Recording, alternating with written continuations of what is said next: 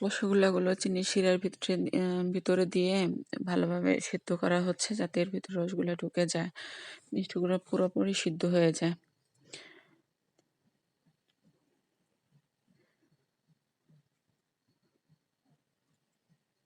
আসসালামু আলাইকুম, সবাইকে স্বাগত আমার এই ছোট্ট চ্যানেলে। আশা করি শেষ পর্যন্ত সাথে থাকবেন, ভিডিওটা দেখবেন। আজকে আমি আপনাদের জন্য তৈরি করে দেখাবো 1 কাপ সুজি দিয়ে অনেকগুলো রসগোল্লা।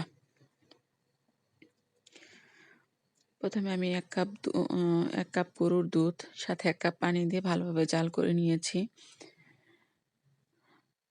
তারপর সাথে আমি দিয়ে দিলাম এখন 1 কাপ সুজি। সুজি দিয়ে ভালো মতো নাড়তে হবে।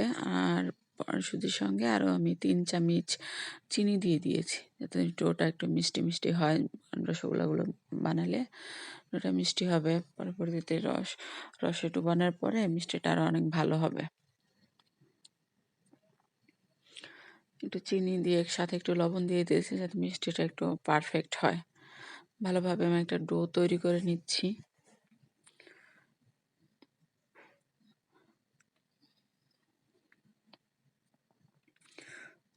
ভালোভাবে নেড়ে চেড়ে চিনিটা মিশিয়ে দিতে হবে, যাতে খুব ভালোভাবে মিশে যায়। এখন আমি এই সুজির ডোটাকে একটা প্লেটের উপরে নামিয়ে নিব। তারপর হাতে একটু ঘি নিয়ে ডোটাকে আস্তে আস্তে ডোটা ঠান্ডা হতে দিতে হবে। ডোটা একটু ঠান্ডা হবে, দেন হাতে একটু ঘি নিয়ে তারপর আমি এই ডোটাকে ভালোভাবে মথে নিয়েছি।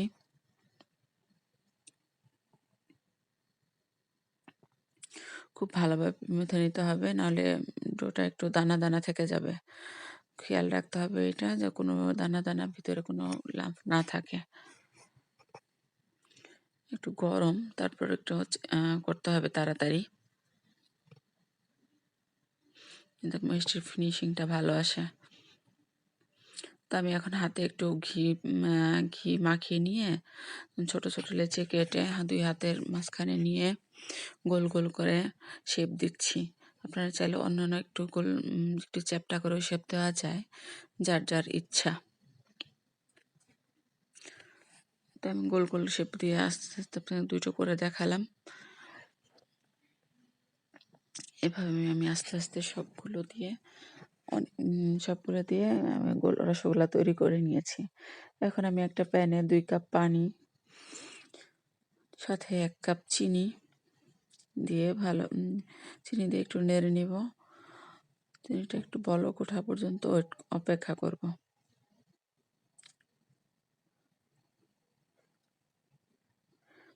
চিনিটা বলক ওঠার পর আমি আমার হাতে তৈরি করা মিষ্টিগুলো দিয়ে দিচ্ছি। মিষ্টিগুলো দিয়ে একটু নেড়ে দিব। দেন আস্তে আস্তে দেখবো যে মিষ্টিগুলো আস্তে আস্তে ফুলে উঠতেছে। নিজের হাতে জিনিস বানানোর একটা মজা, দেখতে অনেক সুন্দর লাগে। যারা ট্রাই করেননি, আশা করি বাসায় ট্রাই করবেন, খেতে অনেক সুস্বাদু হয়।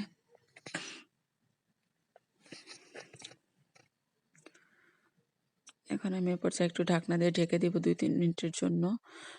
তারপর আমি ঢাকনাটা উঠিয়ে একটু নেড়ে দিব।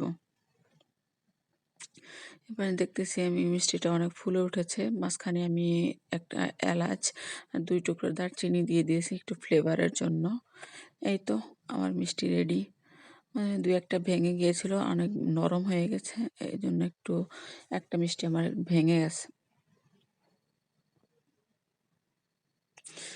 এই তো দেখুন, নিজের হাতে নিজে একটু অল্প পরিশ্রমে কত সুন্দর নরম তুলতুলে মিষ্টি তৈরি করা যায়। এই তো আপনাদের আমি কেটে দেখিয়ে দিচ্ছি। ভিতরটা অনেক সফট আর জুসি হয়েছে, আর খেতেও অনেক মজা। ধন্যবাদ, পাশে থাকবেন, চ্যানেলটা সাবস্ক্রাইব করবেন।